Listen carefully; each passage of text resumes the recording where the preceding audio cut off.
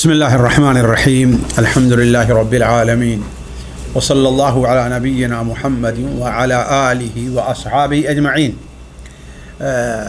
شیخ الاسلام محمد بن عبد الوہاب رحمہ اللہ کا کتاب نواقض اسلام، اس کی وضاحت چل رہی تھی۔ یہ ابھی 7واں ناقض ہے۔ 7واں ناقض جادو ہے۔ جادو ایک معروف سا لفظ ہے۔ شیخ الاسلام بیان کرتے ہیں کہ جو شخص جادو کرے یا اس پر راضی ہو، محبت یا نفرت کرنے کے لیے عملیات کا بھی استعمال اسی قبیل میں ہے، ایسا شخص کافر ہے۔ اس کی دلیل حسب ذیل ارشاد باری تعالی ہے، وما يعلمان من احد حتى يقولا انما نحن فتنة فلا تکفر۔ اور وہ دونوں یعنی فرشتے کسی کو کچھ نہیں سکھاتے تھے جب تک کہ یہ نہ کہہ دیتے کہ ہم تو آزمائش ہیں، تم کفر نہ کرو۔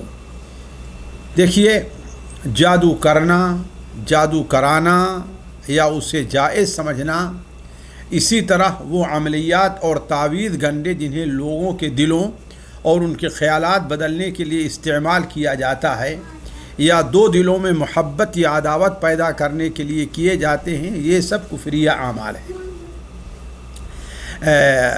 آپ لوگ جانتے ہیں کہ آج کل جو جادو اس سلسلے میں چل رہا ہے وہ اس کی مختلف قسمیں ہیں، اس کی مختلف صورتیں ہیں، اور عموماً جو جادو کی صورتیں ہیں وہ کفریہ ہی ہیں، البتہ بعض صورتیں ہیں جو اس سے مستثنیٰ ہیں۔ تو اس سلسلے میں سب سے پہلے یہ دیکھا جائے کہ جادو کس کو کہتے ہیں۔ جادو کس کو کہتے ہیں؟ علماء کہتے ہیں کہ جادو ان تعویذ گنڈوں، گرہوں، گرہ لگانا جو ایک دھاگے میں گرہ لگاتے ہیں، اور بعض دواؤں وغیرہ کو کہتے ہیں جو انسانی دل و دماغ پر اثر انداز ہو کر بیماری میں مبتلا کر دیتے ہیں یا قتل کر دیتے ہیں۔ گویا کہ جادو کے حکم میں یہ ساری چیزیں داخل ہیں۔ جادو کبھی تعویذ گنڈوں کے ذریعے ہوتا ہے، کبھی دھاگوں پر دم کر کے، جیسا کہ قرآن مجید میں ہے وَمِن شَرِّ النَّفَّاثَاتِ فِي الْعُقَدِ، عقدہ کہتے ہیں یہ جو ایک گرہ لگتی ہے اس کو، اور جانتے ہیں جادوگر کچھ دم کر کے پھر اس پر ایک گرہ لگاتے ہیں، جیسا کہ اللہ کے رسول صلی اللہ علیہ وسلم جو جادو کیا تھا وہ ایسے ہی گرہ لگا کر کے کیا تھا۔ اور بعض دواؤں وغیرہ کے ذریعے اللہ تعالیٰ نے بعض دواؤں میں ایسی تاثیر رکھی ہے کہ اگر اس کو استعمال کرایا جائے تو اس کا اثر انسان کے دماغ پر بڑا برا پڑتا ہے، جس کی وجہ سے انسان جانتے ہیں جادو میں کبھی بیمار بھی ہو جاتا ہے اور کبھی اس سے اس کا انتقال بھی ہو جایا کرتا ہے۔ تو جادو کی جو قسمیں ہیں، دیکھیے علماء کہتے ہیں دو قسمیں ہیں، ایک حقیقی جادو ہے اور ایک مجازی جادو ہے۔ اس کو سمجھنا چاہیے اس لیے کہ اس کے حکم سے دونوں کا حکم بھی الگ الگ ہوگا۔ حقیقی جادو جس کا اثر حقیقی ہوتا ہے، یعنی انسان حقیقت میں بیمار ہو جاتا ہے، یہاں تک کہ اس کی موت تک بسا اوقات واقع ہو جایا کرتی ہے، تو اس جادو کا حکم یہ ہے کہ علماء کہتے ہیں یہ کفر ہے بالاتفاق، یہ بالاتفاق کفر ہے، اور اسے شرک میں شمار کیا ہے، جس کی دو وجہیں ہیں۔ کیوں؟ اس لیے کہ اکثر جو جادوگر اس قسم کے ہیں وہ اس وقت تک کامیاب نہیں ہوتے ہیں جب تک کہ کوئی شرکی عمل نہیں کرتے، اسی لیے علماء نے اسے کفر قرار دیا ہے۔ کیوں؟ اس لیے کہ جب کوئی آدمی شرکیہ عمل کر رہا ہے تو گویا وہ شرک ہے، اسی لیے اللہ کے رسول صلی اللہ علیہ وسلم نے اسے شرک کے ساتھ بیان کیا ہے۔ چنانچہ آپ صلی اللہ علیہ وسلم نے ارشاد فرمایا کہ اجتنبوا السبع الموبقات، 7 ہلاک کر دینے والی چیزوں سے تم بچو۔ صحابہ نے کہا اے اللہ کے رسول وہ کیا چیزیں ہیں؟ تو آپ نے فرمایا الشرک باللہ والسحر۔ آپ نے کیا بیان فرمایا؟ پہلی چیز کیا ہے؟ شرک ہے اللہ کے ساتھ، دوسری چیز کیا ہے؟ سحر ہے، اور تیسری چیز قتل نفس ہے، آخر تک آپ نے بیان فرمائی ہے۔ دوسری وجہ یہ ہے کہ اس کے کفر ہونے کی کہ اس جادو میں علم غیب کا دعویٰ کیا جاتا ہے۔ غائب جو لوگ جادو کرتے ہیں وہ غیب کا دعویٰ کرتے ہیں، فلاں غائب چیز ہے، کہاں اس کو وہ بتا دیں گے، فلاں شخص کہاں ہے اس وقت، اس کو وہ بتا دیں گے۔ جیسا کہ ہم جانتے ہیں کہ علم غیب کیا ہے، یہ اللہ تعالیٰ کا خاصہ ہے۔ قل لا يعلم من في السماوات والارض الغیب الا اللہ، آسمان اور زمین میں جو چیزیں ہیں اگر کوئی غیب جانتا ہے تو کون ہے، وہ صرف اللہ تعالیٰ کے علاوہ کوئی غیب نہیں جانتا۔ تو گویا علماء دو وجہ سے اس جادو کو جو حقیقی جادو ہے اس کو کفر کہتے ہیں۔ اور دیکھیے میرا بعض لوگوں پر تجربہ ہے کہ یہ جادو عموماً جو ہوتا ہے وہ شیطان کی مدد سے ہوتا ہے، شیطان کی مدد سے، اور شیطان کسی کی مدد اس وقت تک نہیں کرتا ہے جب اس سے ایسے ہی ناجائز کام نہیں کرا لیتا۔ بلکہ ایک صاحب خود بتانے لگے کہ ان کے ایک ساتھی کا کہ اس نے کچھ ایسے عملیات شروع کیے کرنے کے لیے، تو ان کے پاس شیطان آیا اور ایک پیالے میں ایک چیز لے کر کے آیا اور کہا کہ اس کو کھاؤ، اس کو کھاؤ، اور وہ چیز نعوذ باللہ من ذلک غلاظت تھی، پیخانہ تھا، اور نہیں کھائے تو جتنا عملیہ کہتے باطل بیکار ہوا، چھوڑ چلا گیا اور وہ بیمار ہو گئے۔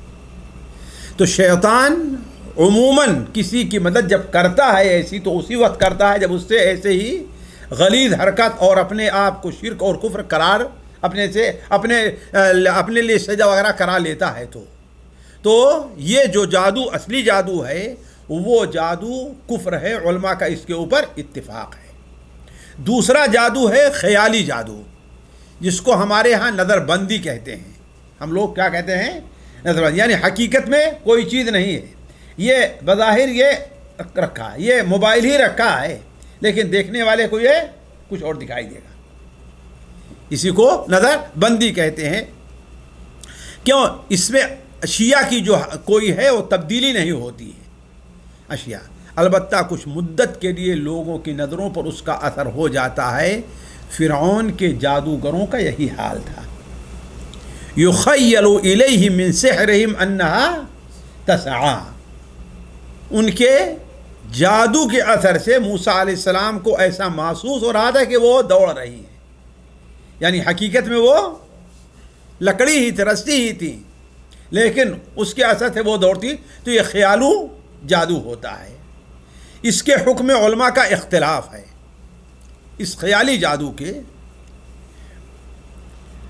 لیکن بعض علماء اس طرف گئے ہیں کہ یہ بھی کفر میں داخل ہے، اس لیے کہ یہ بھی لوگوں کو دھوکہ اور بغیر شیطان کی مدد کے نہیں ہوتا ہے۔ دوسرا جادو جو ہے، تیسرا جادو، یہ مجازی جادو ہے۔ ایک حقیقی جادو ہوا، ایک خیالی ہے، اور دوسرا کیا ہے؟ مجازی ہے۔ مجازی جادو کیا ہے؟ اس سے حقیقت میں کوئی تبدیل نہیں ہوتی، کوئی حقیقت، البتہ ہاتھ کی صفائی، ہوشیاری سے یا بعض ہیلوں کے ذریعے، زبان درازی کے ذریعے لوگوں پر اثر ڈالا جاتا ہے اور اس میں لوگ پھنس جایا کرتے ہیں۔ ایک شخص ہے، وہ آپ کے پاس آ کر کے ایسے انداز میں اور ایسے خوبصورت انداز میں بات کرے گا کہ اس کی بات کا اثر آپ کے اوپر ہو گیا، آپ کس سے پہلے محبت کے اس سے دشمنی کرنا شروع کر دیں گے۔ آپ کسی کے بارے میں صحیح گمان رکھے تو اس کے بارے میں برا گمان شروع کر دیں گے۔ آپ کسی کے بارے میں برا گمان رکھتے ہیں تو اچھا گمان رکھنا شروع کر دیں گے، جیسا کہ خود اللہ کے رسول نے ارشاد فرمایا وَإِنَّ مِنَ الْبَيَانِ لَسِحْرًا، بعض بیان جو ہوتے ہیں ان میں جادو جیسا اثر رہا کرتا ہے۔ تو یہ کیا ہے؟ مجازی جادو ہے، یہ حقیقی جادو نہیں ہے۔ اس کا حکم کیا ہے؟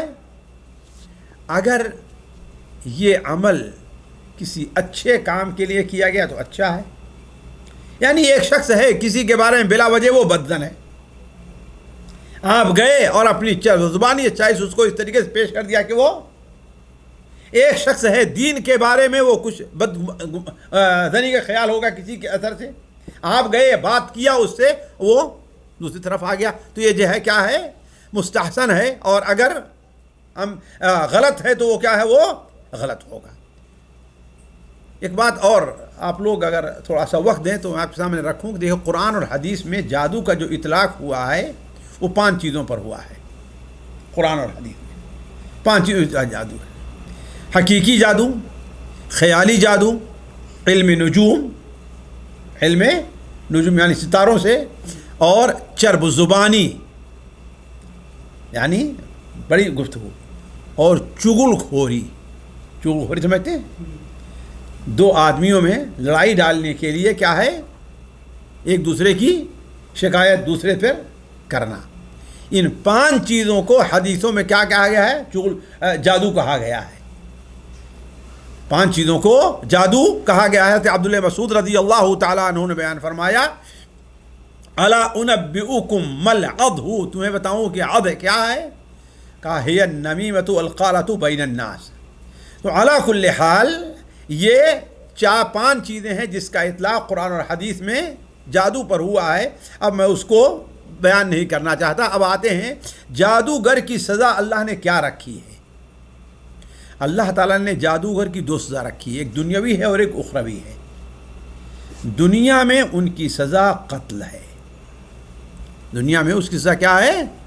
قتل ہے، یعنی اسے قتل کر دیا جائے، جیسے کہ حضرت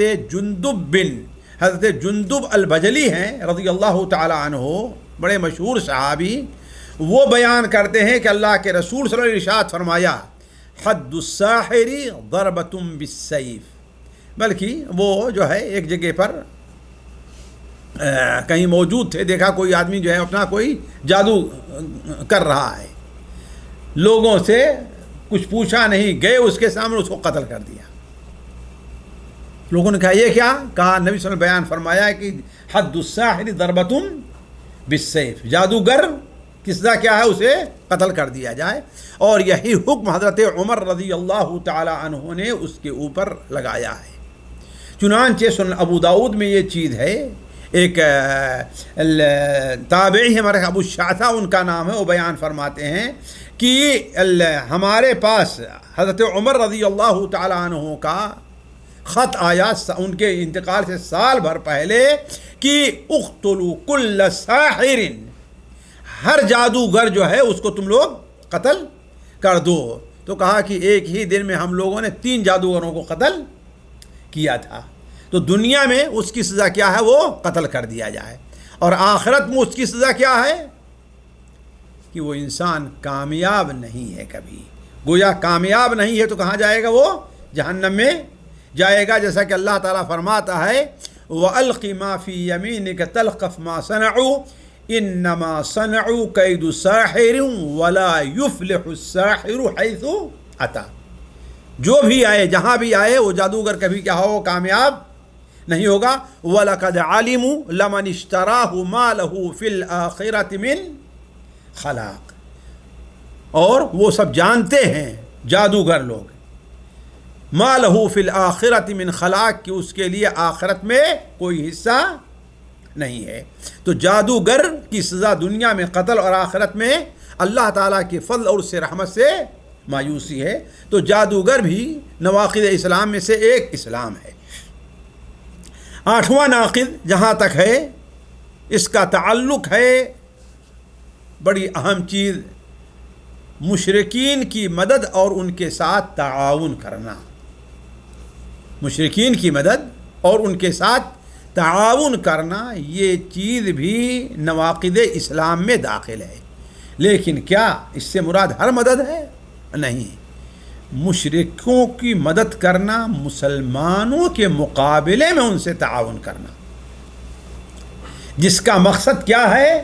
اسلام کو مغلوب کرنا ہو، مسلمانوں کو کمزور کرنا ہو، مسلمانوں کو ذلیل کرنا ہو، یہ چیز ہے نہ، یہ کہ ہر مدد ہوگی۔ اللہ تعالیٰ فرماتا ہے: وَمَن يَتَوَلَّهُم مِّنكُمْ فَإِنَّهُ مِنْهُمْ إِنَّ اللَّهَ لَا يَهْدِي الْقَوْمَ الظَّالِمِينَ۔ وَمَن يَتَوَلَّهُم مِّنكُمْ، تم میں سے جو آدمی ان سے تولی اور محبت رکھتا ہے، ان سے تعاون کرتا ہے، تو وہ انہی میں سے ہے۔ یہاں پر دیکھیں ساتھیو کئی مسئلے ہیں۔ ایک مسئلہ ہے ولا اور برا کا۔ پہلا مسئلہ ولا اور برا کا ہے، جس سے اس ناقص کا بڑا گہرا تعلق ہے۔ ولا اور برا کا معنی اور مفہوم کیا ہے؟ دیکھیے، ولا لغت میں بنا ہے ولیہ سے، جس کے معنی ہوتا ہے مدد کرنا، قریب ہونا، ایک دوسرے کے ساتھ قریب ہونا، اور جس کے معنی میں ہے دل سے کسی طرف مائل ہونا، محبت کرنا، تینوں معنی آتا ہے، مدد کرنا، قریب ہونا اور محبت کرنا۔ اسی لیے چچے زاد بھائی کو بھی ولی کہتے ہیں، چچے بھائی کو ولی کہتے ہیں۔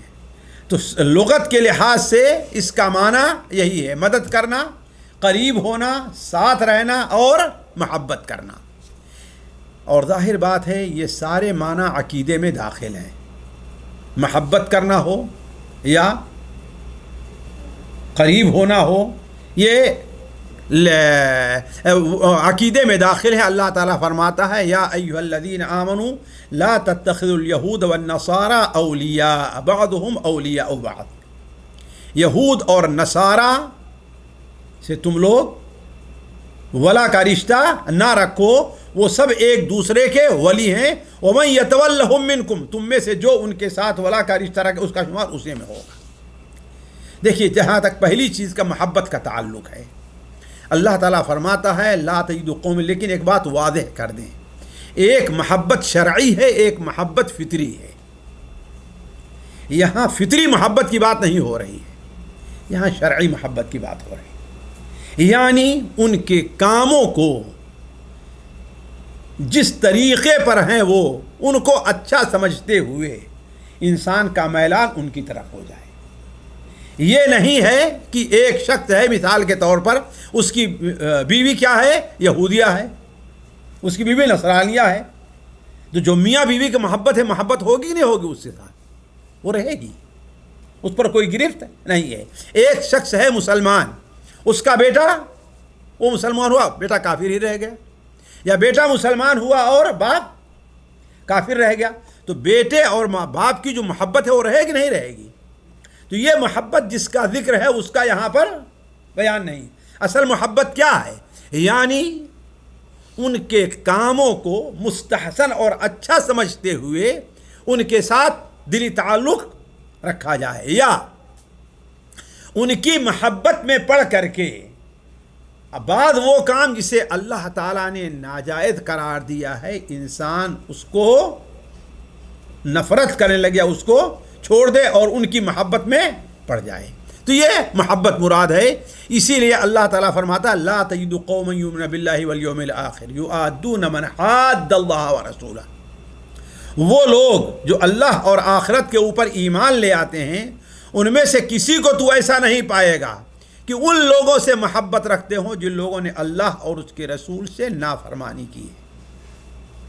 ہم اس دنیا میں دیکھتے ہیں کہ آپ کے والد کا اگر کوئی آدمی دشمن ہو تو آپ کا چاہے جتنا بڑا ساتھی ہے لیکن دل میں آپ اس کو اچھا نہیں سمجھیں گے، تو چاہے جائے کہ اللہ اور اس کے رسول کا مخالف ہو تو اس سے۔ دوسرا معنی جو ہے وہ ساتھ رہنا ہے۔ ساتھیوں، ولا اور برا میں یہ چیز بڑی اہم ہے، بلکہ جو موضوع ولا اور برا کا آپ لوگوں نے رکھا ہے اس کو یہیں پر ہم تھوڑا سا رکھ دیتے ہیں، ہے نا، تاکہ وہ واضح ہو جائے۔ دوسرا معنی ایک ساتھ رہنا ہے ولا کا، ولی کے معنی قریب ہونا، ولی کے معنی قریب ہونا کے ہے۔ اسی لیے جیسے میں نے چچا بھائی کیا کہتے ہیں ولی، اس لیے رشتہ داری میں کیا ہے وہ قریب ہے۔ تو ساتھ رہنا یہ چیز بھی ولا اور برا کے اندر داخل ہے، یعنی ایک مومن جو ہے اس کا ساتھ کس کے ساتھ ہونا چاہیے؟ مومنوں کے ساتھ رہنا۔ ایک مومن کے لیے قطعاً یہ جائز نہیں ہے کہ اپنی رہائش میں، اپنے کھانے پینے میں، اپنے اس طریقے سے جو تعلقات رہتے ہیں وہ ایک غیر مسلم کے ساتھ ایسا رکھے۔ کیوں؟ اس لیے کہ زیادہ جو قربت ہوتی ہے، بغل والا جو ہے اگر اس کے اندر برائیاں ہیں تو اس برائیوں کی اہمیت انسان کے دل سے کیا ہے ختم ہوتی چلی جاتی ہے، اور دل اس کی طرف مائل ہوتا چلا جاتا ہے۔ اسی لیے اللہ کے رسول صلی اللہ علیہ وسلم نے بیان فرمایا انا بریء من کل مسلم یقیم بین اظہر المشرکین، میں اس مسلمان سے بری ہوں جو مشرکین کے درمیان میں۔ اسی لیے دیکھیں بعض لوگ آئے ہم سے ملے، وہ لوگ جب یورپ میں گئے اور وہاں ان لوگوں کے ساتھ رہنے لگے تو ان لوگوں کی بہت سی ایسی جو برائیاں تھیں ان کے بارے میں ان کا نظریہ کیا ہے وہ ختم ہوتا چلا گیا، اور اس میں وہ ان کی تعریف کے اندر پڑ گئے۔ دو چیزیں۔ تیسری چیز یہ ہے مشابہت اختیار کرنا ولا کے بارے میں۔ مشابہت اختیار کرنا، اس کی جو ہے کئی صورتیں ہیں۔ ایک مشابہت تو یہ ہے کہ ان کے دینی امور میں ان کی مشابہت اختیار کرے، عقیدے میں ان کی مشابہت، یہ سراسر کفر ہے، اس میں کوئی شک نہیں۔ دوسری مشابہت یہ ہے کہ ان کے جو دینی شعائر ہیں، جیسے ہندوؤں کا کرسچین کا کراس نشان ہے، یہودیوں کی خاص وہ ٹوپی یا ان کی شال ہے، ہندوؤں کا بعض چیزیں ہیں جیسے وہ اپنا گلے میں زنار وغیرہ پہننا، آج کل جو ہے یہ دھاگا وغیرہ جو چل رہا ہے، تو مذہبی امور میں ان کا شعار اختیار کرنا یہ چیز بھی کفر ہے اور مذہب سے خارج کر دینے والی۔ خاص طور پر اگر اسے انسان مستحسن سمجھ رہا ہے، اچھا سمجھ رہا ہے تو، اچھا سمجھ رہا ہے تو۔ دو چیز۔ تیسری مشابہت یہ ہے کہ دینی امور میں نہیں، لیکن ان کا قومی کوئی شعار ہے، قومی شعار ہے جس سے ان کی پہچان ہوتی ہے، چاہے لباس میں ہے، کھانے میں ہے، بال وغیرہ کی کٹنگ میں ہے، تو یہ اگر انسان کا عقیدہ نہیں ہے تو یہ کفر اکبر نہیں بلکہ یہ گناہ کبیرہ ہے۔ یعنی جو خاص لباس ہو جس سے ایک یہودی پہچانا جاتا ہے، ایک ہندو پہچانا جاتا ہے، وہ لباس مسلمان پہنے تو اس کے لیے ناجائز اور حرام ہے۔ تو یہ تین صورتیں ہیں جو بڑی قبیح ہیں۔ پہلی کیا؟ ان کے مذہبی جو ان کے امور ہیں، یعنی عبادت کا طریقہ ہے، ان کے عقیدے کے سب طریقے ہیں اس میں۔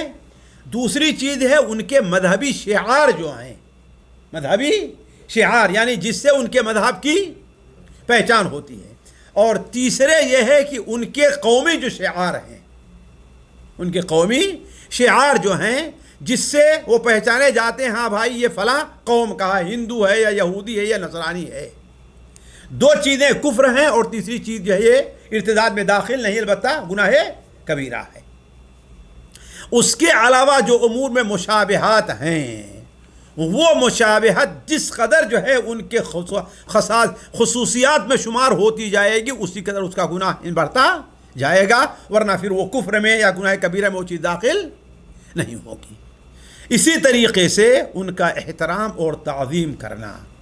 احترام اور تعظیم کا معنی یہ نہیں ہے کہ ایک آفیسر ہم اس کا احترام نہیں، اس لیے تعظیم کیا جائے کہ یہ جو ہے یعنی وہ اپنے دین کے بڑے لوگ ہیں، ان کے دین کی وجہ سے ان کی تعظیم کی جائے، ان کے مذہب کی وجہ سے ان کی تعظیم کی جائے، یہ چیز ہوگی کفر ہو جائے گی۔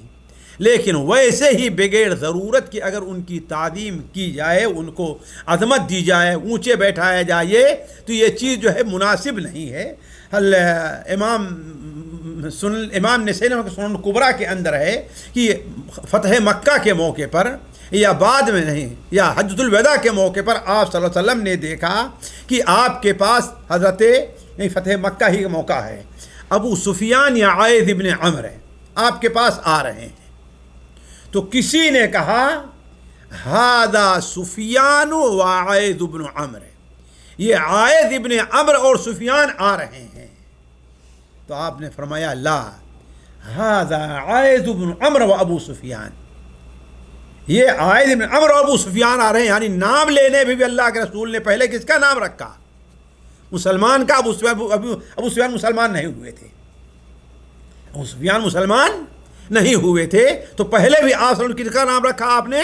بلکہ آپ نے فرمایا الاسلام یعلو ولا یعلا الیہ۔ یہ موالات جو ہے ولا اور بڑا جو ہم نے کہا کبھی اکبر ہے اور کبھی اصغر بھی ہے، کبھی اکبر ہے اور کبھی اصغر ہے۔ مثال کے طور پر ان کی تعظیم اور احترام اگر ان کے مذہب کی تقدیر کرتے ہوئے، ان کے مذہب کے اعتبار سے اچھا سمجھتے ہوئے تو یہ کفر اکبر ہے۔ اور اگر یہ تعظیم دنیا کے طور پر ہے یا کسی دنیا جاہو منصب کی وجہ سے ہے تو اس کا حکم مختلف ہوگا۔ اسی طریقے سے ان کی مشابہت کسی دینی کام کی وجہ سے، ایسے عبادت جیسے کہ ابھی ہم نے کہا ہے، یا تو یہ کفر ہوگی، اور اگر دنیاوی معاملے میں ان کی پہچان ہوتی ہے تو یہ جو ہے کفر اصغر میں ہے۔ اسی لیے اس کی سب سے واضح دلیل کیا ہے؟ صحیح مسلم میں ہے کہ اللہ کے رسول صلی اللہ علیہ وسلم ایک بار تشریف فرماتے، ہمارے ہاں بعض لوگ کہتے ہیں لباس کی وجہ سے کیا ہوتا ہے، کوئی فرق نہیں پڑتا۔ نہیں، لباس کا بڑا اثر ہے انسان کے اوپر۔ آپ جانتے ہیں کہ جو انسان جس سے مرعوب ہوتا ہے یا جس سے محبت ہوتا ہے اسی جیسا لباس انسان پہننا چاہتا ہے۔ تو حضرت عمرو بن عاص رضی اللہ تعالی عنہ آ رہے تھے اور انہوں نے ایک پیلے رنگ کا کپڑا، اصفر رنگ کا کپڑا ایک جوڑا پہن رکھا تھا۔ تو آپ نے فرمایا ہذہ من ثیاب الکفار فلا تلبسھا، یہ کافروں کا لباس ہے، اس کو تم نہ پہنو۔ کچھ لوگ کہتے ہیں میرا مقصد مشابہت نہیں ہے، یہ مقصد کا مطلب نہیں ہے۔ آپ حضرت عمرو بن عاص نے مشابہت ان کا مقصد نہیں تھا، ان کا مقصد مشابہت نہیں تھا، بلکہ بعض وہ چیزیں جو جائز ہیں اگر کسی قوم کا شعار بن جاتی ہیں تو ان چیزوں کا استعمال بھی ناجائز رہے گا۔ مثال کے طور پر عمامہ باندھنا کیا ہے؟ وہ جائز ہے۔ اب کسی خاص قسم کا عمامہ باندھنا اگر کسی قوم کا شعار بن جائے، جیسے کرسچین کا نہیں، ان کا جو ہے آج سکھوں کا عمامہ باندھنا ہے، تو اس طریقے سے عمامہ باندھنا کیا ہوگا؟ وہ ناجائز اور حرام، ان کی مشابہت میں داخل ہو جائے گا۔ اسی طریقے سے ان کی مدد اور تائید اس کی کئی صورتیں ہیں۔ ایک صورت یہ ہے کہ مسلمانوں کے خلاف جو ہے ان کی مدد کی جائے۔ کس کی؟ کافروں کی۔ ایک ہے کافر کی مدد کافر کے خلاف کی جائے، اور ایک مدد ہے کافر کی مدد مسلمان باغی کے خلاف کی جائے۔ یہاں کون سی مدد مراد ہے؟ کافروں کی مدد مسلمانوں کے خلاف کی جائے، چاہے ہتھیار کے ذریعے ہے، جاسوسی کے ذریعے ہے، کسی اور ذریعے ہے۔ اگر یہ ہوئی تو یہ چیز کیا ہو جائے گی؟ اسی طریقے سے اگر رائے کے ذریعے کسی کی مدد ہے تو یہ بھی علماء کہتے ہیں کہ نفاق اکبر کے اندر داخل ہے۔ نواں ناقض جو ہے وہ دین سے انسان کا خروج کا جو معاملہ ہے وہ یہ ہے کہ جو شخص یہ عقیدہ رکھے کہ بعض لوگوں کے لیے یہ جائز ہے کہ وہ حضرت محمد صلی اللہ علیہ وسلم کی شریعت سے مستثنیٰ ہے، جیسے حضرت موسیٰ علیہ السلام کی شریعت سے حضرت خضر کو خروج کی اجازت تھی، تو یہ بھی کفر ہے۔ یعنی اس طرف ہم نے ابھی تھوڑے دیر پہلے اشارہ کیا تھا، اگر کوئی شخص یہ عقیدہ رکھتا ہے کہ فلاں صاحب ہیں، وہ اگر دین اسلام پر عمل کریں، نماز پڑھیں یا نہ پڑھیں، ان کے لیے جائز ہے۔ اصل یہ ناجائز ہے کہ کوئی مسلمان غیر محرم عورت کے ساتھ خلوت اختیار کرے، لیکن وہ صوفی صاحب ہیں، وہ پیر صاحب ہیں، لے گا ان کے لیے کیا یہ جائز ہے؟ تو یہ بھی علماء کہتے ہیں دین سے مرتد ہونے کے اندر داخل ہے۔ مثال لے آتے ہیں کہ حضرت خضر علیہ السلام کیا تھے؟ اللہ تعالی حضرت موسیٰ علیہ السلام کی شریعت سے کیا تھے؟ وہ الگ تھے۔ کہتے حضرت خضر ولی تھے، حضرت موسیٰ علیہ السلام اللہ کے نبی تھے، لیکن حضرت خضر کو موسیٰ علیہ السلام کی شریعت سے نکلنے کی اجازت تھی، حالانکہ غالب گمان حضرت خضر جو ہے خود بھی اللہ کے ولی نبی تھے، البتہ دونوں کی شریعتیں کیا تھیں؟ الگ الگ تھیں۔ موسیٰ علیہ السلام اپنی شریعت پر تھے، حضرت خضر کیا تھے؟ اپنی شریعت کے اوپر تھے، دونوں کے اندر نہیں۔ یہ بات کیوں کہتے ہیں؟ اس لیے کہ اللہ فرماتا ہے وَمَن يَبْتَغِ غَيْرَ الْإِسْلَامِ دِينًا فَلَن يُقْبَلَ مِنْهُ، جو شخص اسلام کے خلاف کوئی دوسرا دین تلاش کرے گا اللہ اس سے وہ دین قبول نہیں کرے گا۔ آج کل آپ دیکھیں بہت سے لوگ جو تصوف کے اندر آگے ہیں تو وہ کہیں گے ارے بھائی یہ شریعت ہے لیکن ہم جو بات کریں یہ طریقت ہے۔ یہ کیا ہے؟ اسلام میں شریعت اور طریقت دونوں الگ الگ چیز نہیں ہے. کوئی بھی ہے شخص ہے اس کو اللہ کے رسول کی شریعت کی پابندی ہے. تو کہنے کا مطلب یہ ہے کہ یہ اگر کوئی شخص رکھتا ہے، بلکہ ایک صاحب نے تو کہا کہ ایک جگہ پر کچھ پیر وغیرہ کے بارے میں ہماری کچھ بحث ہونے لگی، اور ہم نے ان لوگوں سے کہا کہ تم لوگ بھی عجیب ہو، اپنی بیٹیوں کو اپنی بہوؤں کو دیکھو فلاں مزار کے اوپر بھیجتے ہو، وہاں پیر کے ساتھ رہتے ہیں، بسا اوقات زنا کرتے ہیں، یہ وہ. تو کیا کہا اس نے؟ زنا تو ہم لوگوں کا ہوتا ہے، پیروں کا زنا تھوڑی ہوتا ہے. نعوذ باللہ من ذالک. یہ وہی نظریہ ہے جو ہمارے یہاں کام کر رہا ہے، اور اسی سے متعلق کہہ رہے ہیں کہ کیا ہے وہ کفر ہے. اس سلسلے میں دیکھیں چند باتیں دھیان میں. پہلی بات، اس ناقض کا اصل تعلق کیا ہے؟ عقیدے سے ہے، لیکن عمل سے بھی ہو سکتا ہے. اصل تعلق کس سے ہے؟ عقیدے سے، لیکن عمل سے بھی ہو سکتا ہے. اعتقاد اس معنی میں ہے کہ بندہ یہ اعتقاد رکھے کہ اللہ کے رسول صلی اللہ علیہ وسلم برحق تو ہیں، لیکن وہ صرف اہل عرب کے رسول ہیں. یا کوئی شخص جب علم میں، ریاضت میں یا عبادت میں اس مقام کو پہنچ جائے تو اس پر شریعت کی پابندیاں ختم ہو جاتی ہیں. جیسے بعض صوفیوں اور خانقاہوں میں بیٹھے ہوئے کچھ لوگوں کے بارے میں تصور کیا جاتا ہے، نیز اس کا تعلق عقیدہ اور عبادت سے بھی ہے اور معاملات و اخلاق سے بھی ہے، کیونکہ دین کے 4 پہلو ہیں. انبیاء علیہ السلام چاروں پہلوؤں میں اصلاح کے لیے آئے تھے: عقیدہ، عبادت، معاملات اور اخلاق. عملی طور پر اس معنی میں کہ ایک شخص شریعت محمدیہ کو حق مانتا ہے، اس کا اقرار بھی کرتا ہے، لیکن یہ نہیں مانتا کہ اس پر عمل کرنا بھی ضروری ہے. اس پر عمل کرنا بھی ضروری ہے.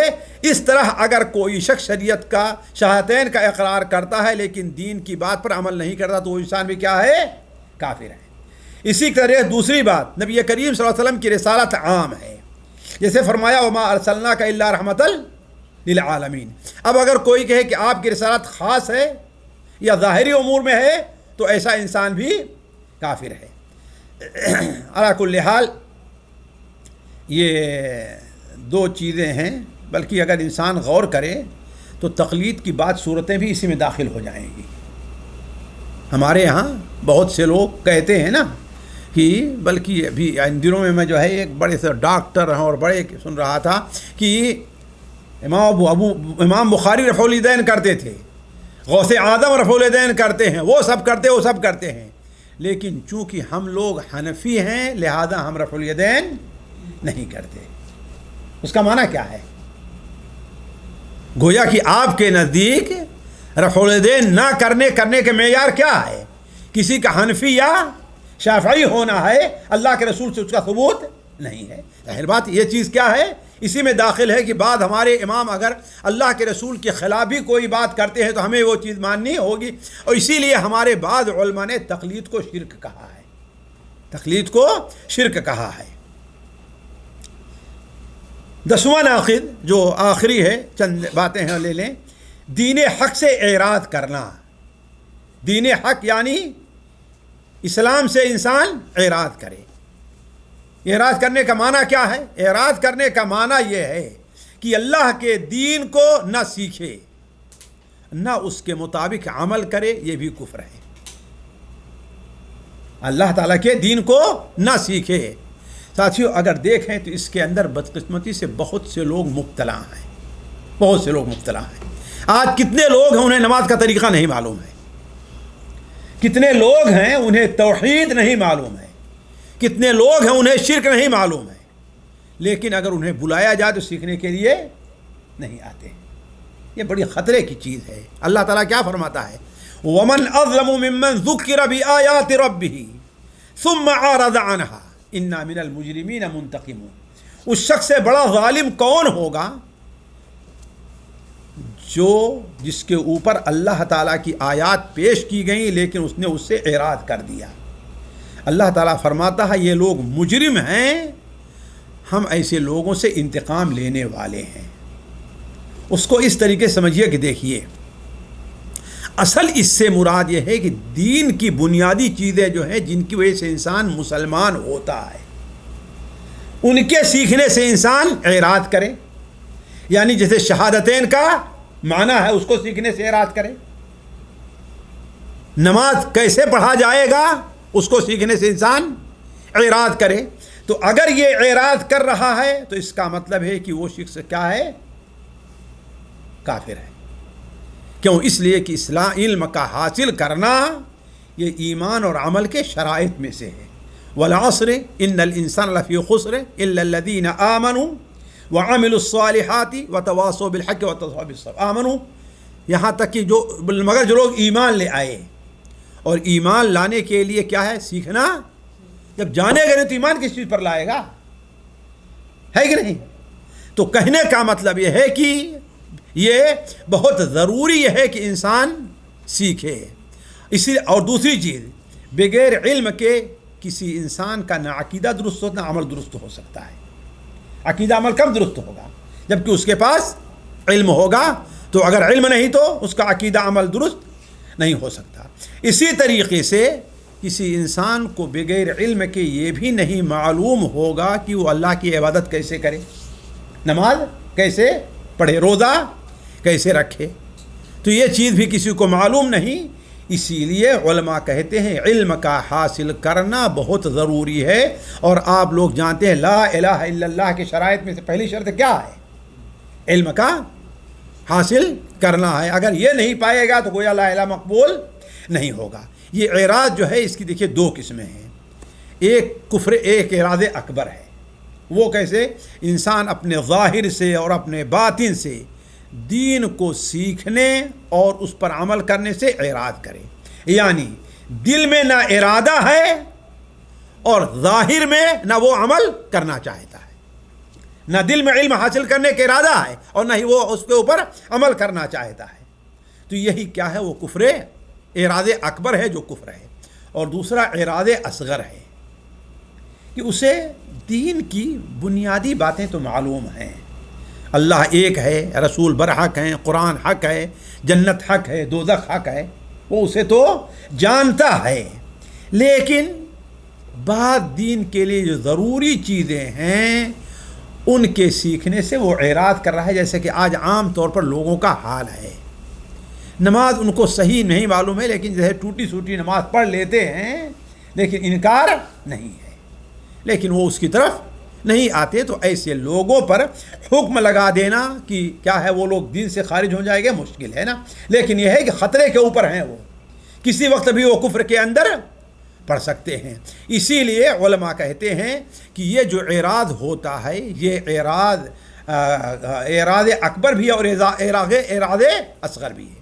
جو اعراض اکبر ہے وہی ہے کہ دین کی اصلی اور بنیادی باتیں سیکھنے سے انسان اعراض کرے، جس سے اسلام میں داخل ہوتا ہے، وہ تو کلی ہوگا اور ورنہ نہیں۔ یہاں پر چند باتیں جو ہے اور شیخ الاسلام نے ذکر کیا، اس کو ذکر کر دیتے ہیں۔ ایک چیز یہ ہے، یہ جو 10 نواقض ذکر کیے گئے ہیں، شرک کرنا، کسی کا وسیلہ لینا ہے نا، اور تیسری چیز اسلام میں شریعت سے دوسری چیز کو، اسلام کو جو یہ سمجھتا ہو کہ شرک دوسری چیز اس سے افضل ہے، یا اللہ کے رسول کے فیصلے کو اس کے فیصلے پر مقدم کیا جائے، یا اور کافروں کے خلاف مسلمانوں کی مدد کرنا، دین کا مذاق اڑانا، جادو سیکھنا یا سکھانا، دین سے اعراض کرنا، دین حق سے اعراض کرنا، مسلمان اور یہ کسی کے بارے میں یہ سمجھنا کہ اس کو دین سے خروج کی اس کو اجازت ہے، یہ جو ساری چیزیں ہیں کہتے ہیں اس اعتبار سے کوئی فرق نہیں ہے کہ کوئی حقیقت میں اس کا ارتکاب کرتا ہے یا مذاق میں کرتا ہے، ڈر سے کر رہا ہے یا بغیر ڈر کے کر رہا ہے، ہر ایک برابر ہے۔ اور اس کی مثال وہ سمجھیے کہ 2 آدمی ہیں، آپ نے بیان فرمایا، ایک آدمی ایک مکھی کی وجہ سے جنت میں گیا، ایک آدمی ایک مکھی کی وجہ سے جہنم میں گیا ہے۔ حالانکہ دوسرے نے جو شرک کیا تھا کیا کیا تھا؟ ڈر سے کیا تھا کہ نہیں کیا تھا؟ لیکن اگر عقیدتاً وہ یہ سمجھ لے، ہے کہ نہیں؟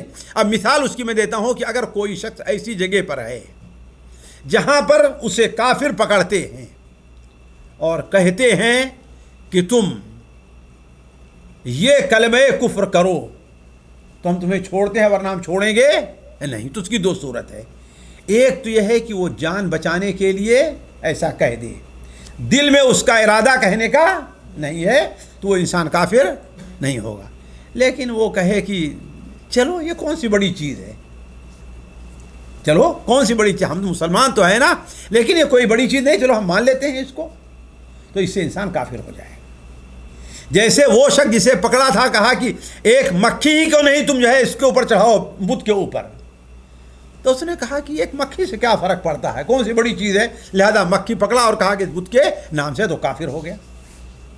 تو یہی کہہ رہے ہیں کہ اس بارے میں چاہے سنجیدہ ہو انسان، مذاق میں کر رہا ہو، ڈر سے کر رہا ہے، خوف سے، اس میں کوئی فرق نہیں پڑتا ہے۔ البتہ ہاں وہ شخص جسے مجبور کر دیا گیا اور دل اس کا اس کے اوپر اپنے دین پر مطمئن ہے اور اس کے کفر ہونے پر مطمئن ہے، تو وہ اس کے اندر داخل نہیں ہوگا۔ تیسری چیز ہے جو ذکر کیے گئے ہیں وہ اسلام سے خارج ہونے والے ہیں، لیکن اس کا یہ معنی قطعاً نہیں ہے کہ جس کے اندر یہ امور پائے جائیں ہم اس کے اوپر کفر کا حکم لگا دیں اور اس کے ساتھ کافر کا معاملہ کرنے لگیں، ایسا ہرگز نہیں ہے، بلکہ اہل سنت کے یہاں کسی عمل کے کفر ہونے اور اس کے عامل کا پر کفر کا حکم لگانے میں فرق ہے۔ ایک شخص کو ہم دیکھتے ہیں کہ وہ قبر کو سجدہ کر رہا، لیکن بظاہر کیا ہے، وہ مسلمان ہے، مسلمانوں کپڑا پہنے ہوئے، ہم نماز پڑھتے ہوئے دیکھتے ہیں، وہ یقیناً کفر کر رہا ہے، لیکن ہم اس کو کافر اس وقت تک نہیں کہیں گے جب تک کہ اس کے اوپر حجت نہ قائم ہو جائے، جب کہ وہ اس کے اوپر وہ حجت یعنی اس کو سمجھا نہ دے کہ ہاں بھائی کیا یہ کفر ہے، وہ سمجھ جائے کہ یہ کفر ہے پھر بھی کر رہا ہے، تب وہ انسان کیا ہوگا، کافر ہوگا، لیکن نہیں سمجھ رہا ہے اس کو تو امید ہے کہ اللہ تعالیٰ کے نزدیک وہ معذور ہوگا، یہ اللہ کا اس کا معاملہ ہے۔ ہمارے ہاں بہت سے لوگ یہ غلطی کر جایا کرتے ہیں، اس کو سمجھنا ہوگا۔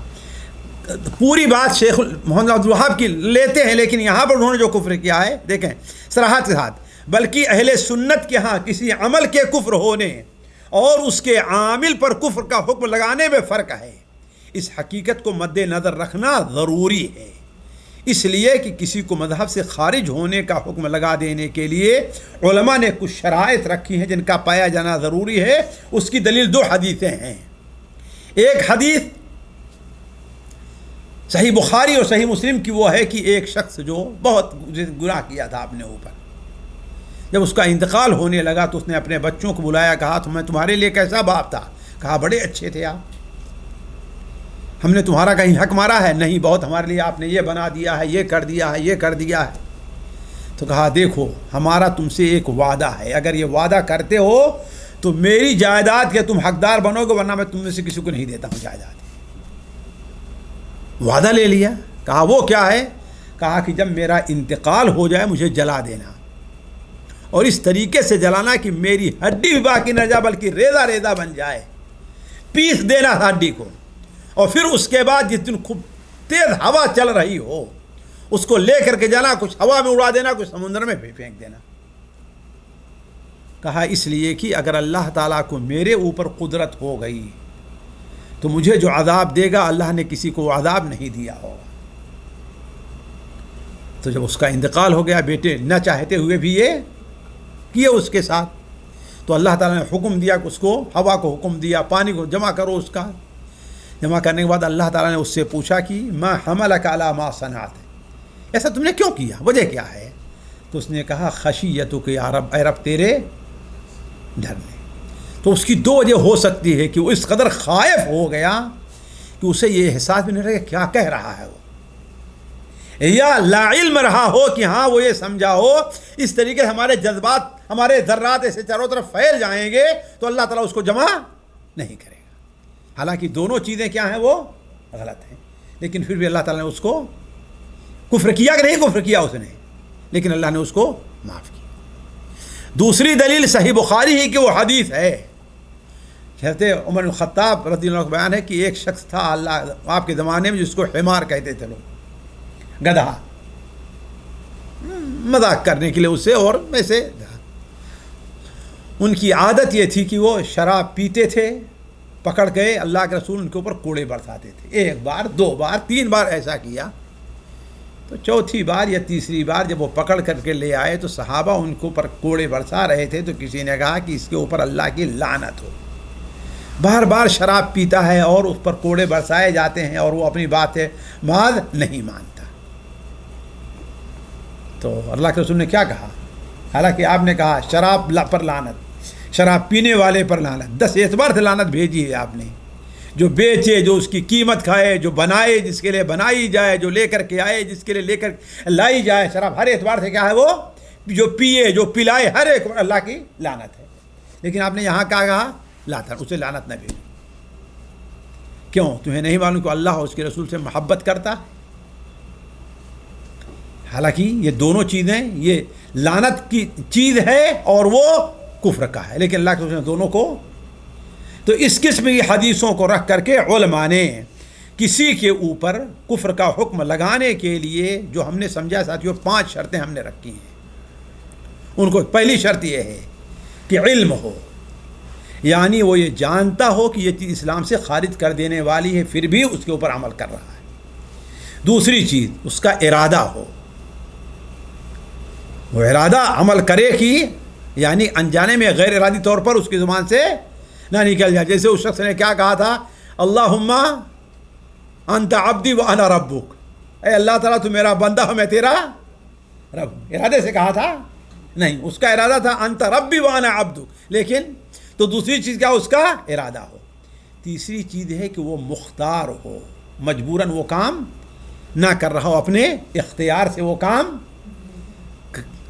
نہ کر رہا ہو بلکہ اسے مجبور کیا گیا ہو. چوتھی چیز یہ ہے کہ وہاں پر حکم لگنے میں کوئی چیز وجہ نہ پائی جا رہی ہو, معنی کا پایا جانا. جیسے وہ جاہل تھا, تعویل وہ کیا گیا, وہ مجبور کیا گیا ہے کہ نہیں ہے. تقلیداً وہ یہ کام کر رہا ہے, سارے لوگ یہ کام کر رہے ہیں, اس کا وہ نہیں تھا. جیسے آج بہت سے لوگ جو ہے بدعات کس لیے کر رہے ہیں, صرف تقلید میں, اپنے باپ دادا کو اس پر پایا ہے, تو تقلیداً وہ کام نہ کر رہا ہو.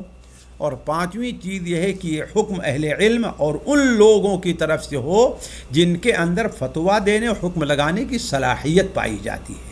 یہ نہیں کہ ہر اردو پڑھا لکھا کسی کو حکم لگا دے کہ یہ کافر ہے, اس کے پیچھے نماز نہیں ہے کہ نہیں ہے. یہ تو ایسا جیسے ہمارے ہاں چلتا ہے. یہ 5 چیزیں جو ہیں ضروری ہیں. چلیے آج کی مجلس یہیں پر ختم کرتے ہیں. اللہ تعالیٰ سے دعا ہے کہ اللہ تعالیٰ ہم میں سے ہر شخص کو ان امور میں بصیرت عطا فرمائے, دین کو سیکھنے اور اس کے اوپر عمل کرنے کی توفیق عطا فرمائے. اللہ تعالیٰ ہر قسم کے نواقص سے اور ہر قسم کی جو اس قسم کے دین سے پھیر دینے والی چیزیں ہیں, اللہ تعالیٰ ہماری آپ کی حفاظت فرمائے. سبحانک اللہم و بحمدک اشہد ان لا الہ الا انت استغفرک و اتوب الیک.